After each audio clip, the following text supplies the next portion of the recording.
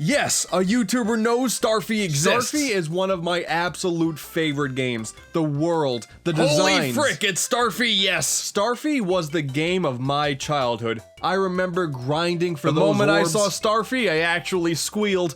God bless you, AntDude. That For game, real. though, Starfy is one of the most entertaining platformers I have ever played. The game or the entire franchise does not get the love that it deserves. It's just like Kirby, but underwater. Starfy!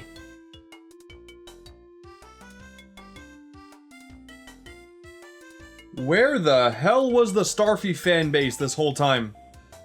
I had no idea there were this many people who were familiar with this little guy. I figured he was going down as one of the many Nintendo franchises that are just sort of left in an endless void, right up there with Advance Wars, Mole Mania, and Star Tropics.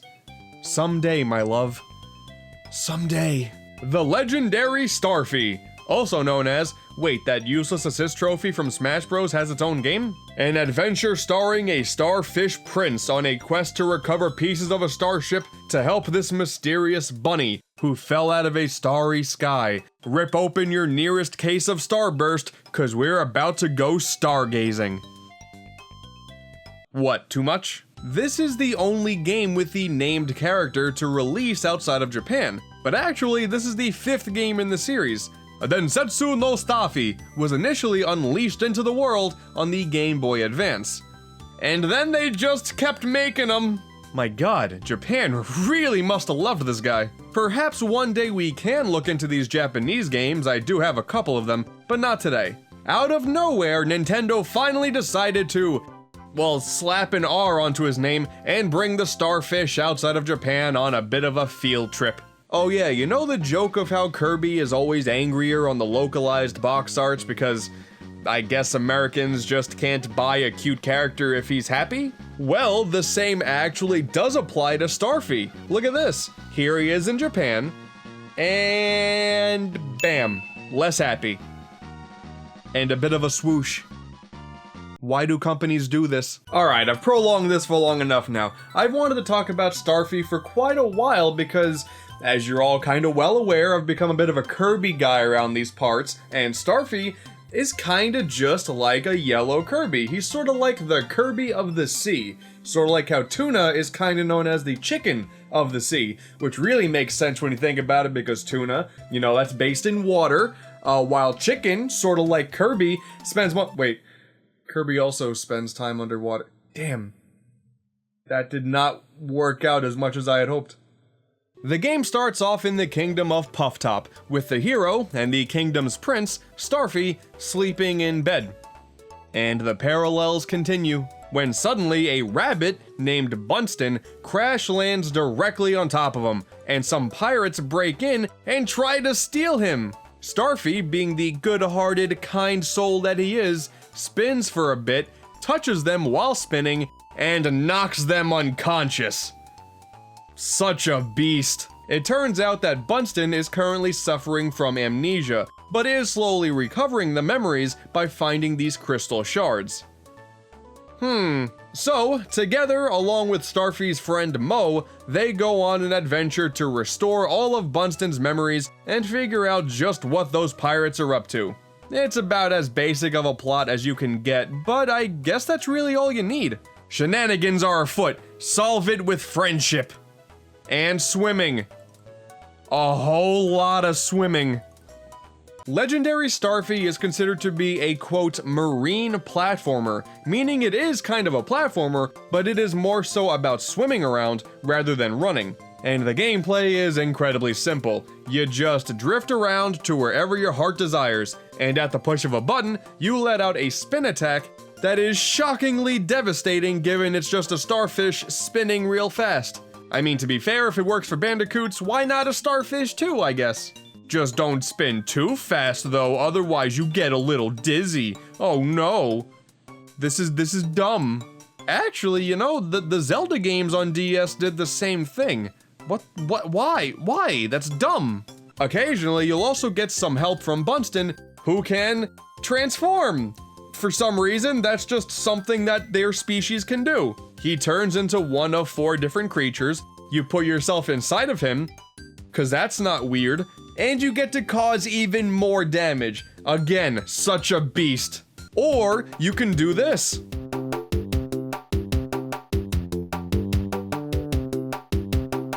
My favorite of the four is easily the fish here. Out of nowhere, you can turn your backside into this gigantic blade and just slash every foe that dare block the way of Starfy, who is clearly the true face of destruction.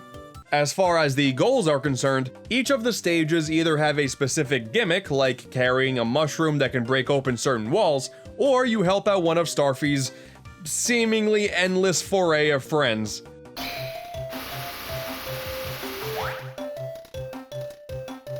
The game really goes out of its way to try making every single character endearing to some capacity. What kind of machine do turtles like to fly in? A shellicopter. They mostly succeed with the whole being endearing thing, but I don't know what is going on with these mouth movements.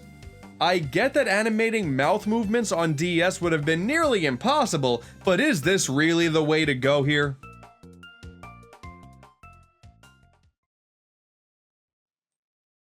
I have no idea what I'm doing with my life.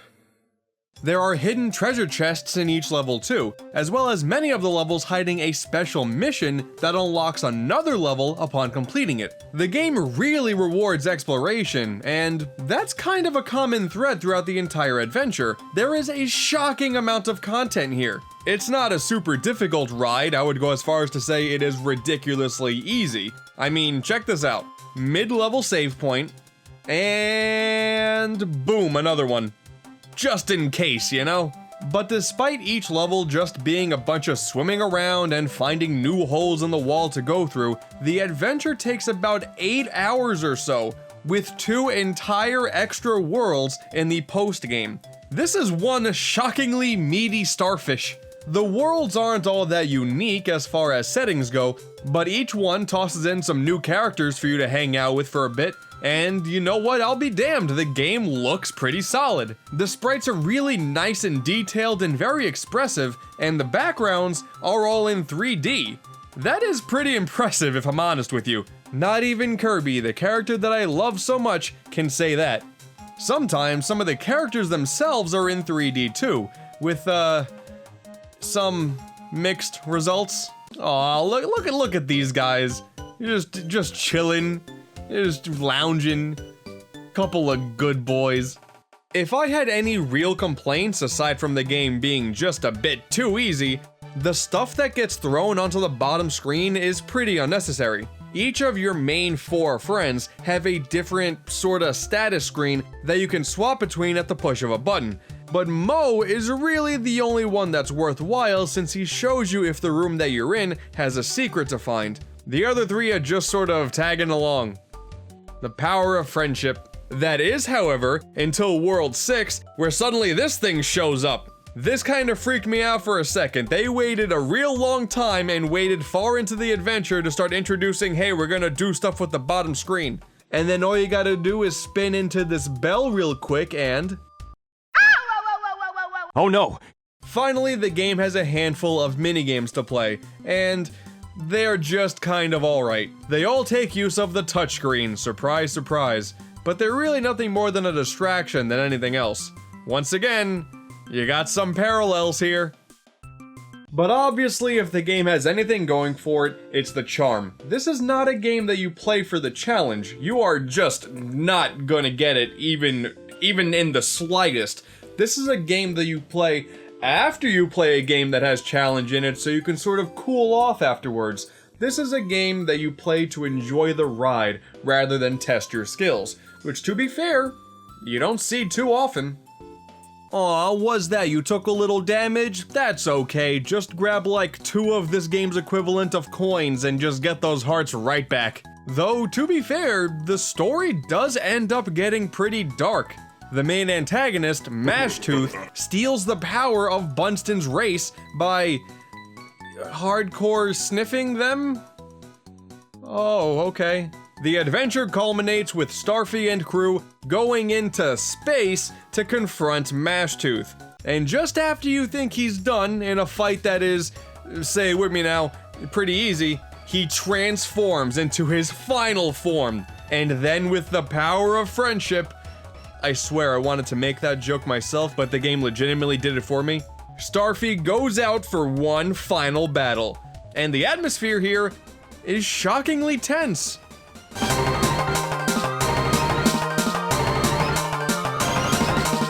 What even is this music? I didn't even think it was possible to hit notes that fast. And then it ends as you would expect. Mashtooth shoves a giant meteor at Starfy. Starfy summons the power of all of his friends and then pushes it back with a ton of extreme force, because of course he would. And Mashtooth is defeated and Bunston's race is saved. The end of this game is wild. Whew, that was a bit too intense for me. Let's cool it back down for a second. The Legendary Starfy is a fun ride. It's not awesome by any means, sorry to disappoint all of you people out there in your childhoods, but it's still fairly enjoyable. And it is still totally crazy to me that there has been 5 games in this series so far, and yet Star Tropics only has 2. And it's not like the developers aren't established or anything like that. TOS, or Tosei, I have no idea, is responsible for other games such as Super Princess Peach, the Game & Watch Gallery series, Dragon Quest Heroes Rocket Slime, that's a good one right there, and of course you got Shrek Hassle at the Castle. I'm not making that up. If you enjoy charming little adventures that you can just relax to, then you may like this game. If this seems far too chill for you, I wouldn't blame you for thinking that way. One interesting feature that's present that is really only here to add to the charming factor is you have the ability to dress up Starfy in different outfits, really just for the pause menu. And yeah, it's an adorable little touch. I think my favorite combination is this one right here. I am really digging how our little hero looks right now. Oh, but I've unlocked a new special outfit for this? That's weird. Okay, let's see.